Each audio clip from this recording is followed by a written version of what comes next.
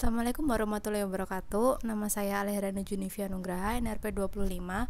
Di sini saya akan menjelaskan mengenai kesehatan dan keselamatan kerja kereta api di Indonesia. Kereta api di Indonesia sendiri sudah digunakan oleh banyak sekali masyarakat sebagai transportasi umum.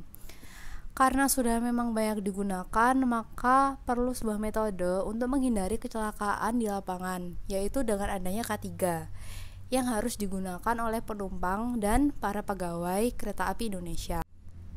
Lalu selanjutnya adalah konsep dasar kereta api. Konsep dasarnya adalah kereta api merupakan transportasi yang diminati oleh masyarakat Indonesia. Seiring perkembangan industri dan teknologi yang ada saat ini, membuat aspek keselamatan disorot oleh pekerja, penumpang maupun pemerintah. Pada Juli 2018 lalu, pemerintah mengeluarkan peraturan Permenhub nomor 69 tahun 2018 mengenai manajemen keselamatan perkeretaapian untuk meningkatkan aspek keselamatan di dunia perkeretaapian. Berikut adalah peraturan-peraturan K3 dalam kereta api Indonesia. Terdapat 5 peraturan sesuai pada slide ini. Kebijakan keselamatan, kesehatan dan lingkungan nomor KP 501 pada tanggal 27 April 2009. Lalu ada Komitmen Keselamatan PT KAI, SK Direksi PT KAI, Surat Keputusan dan Instruksi Direksi PT KAI, Peraturan Permenhub nomor 69 tahun 2018. Selanjutnya adalah prosedur yang harus dilakukan pegawai PT KAI untuk menjalankan kereta api. Yang pertama, sebelum memberangkatkan kereta, PPKA harus meminta status aman pada stasiun yang akan dituju. Selanjutnya adalah setelah memperoleh jawaban aman, PPKA kemudian mempersiapkan berbagai kelengkapan di jalur yang akan dilalui. Lalu selanjutnya adalah kemudian memberikan tanda pada kondektur semboyan 40. Setelah menerima tanda, kondektur memberikan tanda semboyan 41 kepada masinis. Selanjutnya, masinis setelah menerima tanda itu bisa mulai menjalankan kereta setelah sebelum membunyikan seruling klakson kereta semboyan 35. Selanjutnya, setiap lokomotif seharusnya dilengkapi radio loko. Petugas PK pun sebaiknya orang yang gemar berkomunikasi sehingga dia bisa selalu mengobrol dengan masinis selama perjalanan. Selanjutnya adalah K3 yang harus dilakukan penumpang kereta api Indonesia saat menaiki kereta api. Yang pertama, persiapan sebelum berangkat. Sebelum berangkat, siapkan tiket kereta api yang sudah dicetak atau boarding pass dan kartu identitas yang dilengkapi dengan foto. Siapkan diri dan barang bawaan. Selanjutnya, ketentuan bagasi. Setiap penumpang diperbolehkan membawa bagasi ke dalam kereta api dengan berat maksimum untuk tiap penumpang 20 kg dengan volume maksimum 100 desimeter kubik dengan dimensi maksimal 70 cm kali 48 cm kali 30 cm.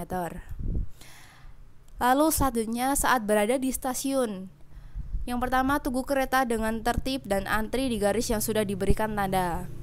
Utamakan atau dahulukan penumpang yang turun dari kereta. Jangan saling dorong saat masuk kereta, tidak membuang sampah sembarangan, dan patuhi rambu-rambu keselamatan yang ada di stasiun. Selanjutnya saat berada di kereta api. Yang pertama, tidak terburu-buru saat masuk ke dalam kereta. Naik di bagian dalam kereta. Mundurlah ke bagian dalam kereta untuk memberikan kesempatan naik pada penumpang lainnya. Berikan kursi prioritas untuk lansia, difabel, ibu hamil, orang tua yang membawa balita, dan orang terluka atau yang sedang sakit. Tidak membawa barang berbahaya atau benda tajam ke dalam kereta. Di kereta sendiri juga terdapat fasilitas keselamatan dan kesehatan. Untuk fasilitas keselamatan sendiri terdiri dari 1 apar per kereta dengan ukuran minimal 3 kg, rem darurat atau tombol darurat, alat pemecah kaca yang mudah terlihat dan dijangkau, petunjuk jalur evakuasi. Untuk fasilitas kesehatan terdapat perlengkapan P3K. Berjumlah 1 set ditempatkan di setiap kereta. Kereta makan dibawa oleh petugas pengamanan atau kondektur dan kabin masinis. Pada saat evakuasi kecelakaan, terdapat beberapa aturan yang harus dilakukan oleh penumpang. Yang pertama adalah jangan panik.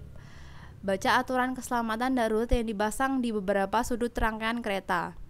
Ketahui lokasi penyimpanan alat darurat dan cara penggunaannya. Berikut adalah data-data pendukung yang terjadi di kereta api. Terdapat beberapa kecelakaan yang terjadi pada tahun 2007. Yang pertama adalah kereta api penumpang Sribila. Kereta api ini di pintu lintasan keluar stasiun Rantau Prapat, Sumatera Utara.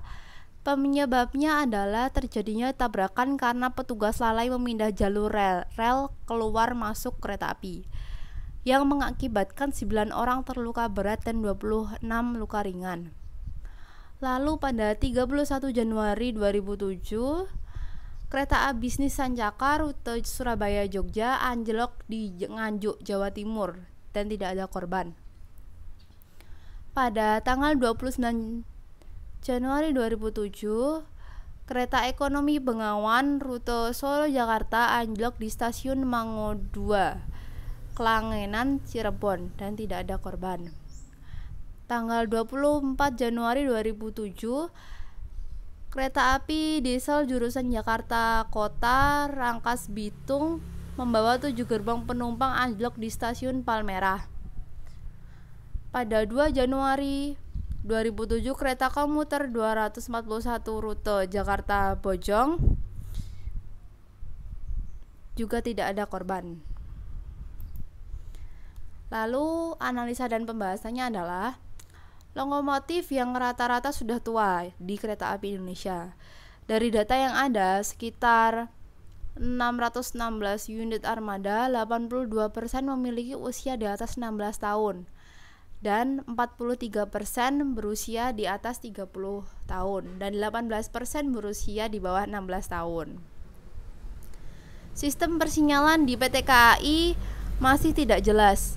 PT KAI saat ini memiliki 13 merek sistem sinyal yang tidak integratif antar mereknya.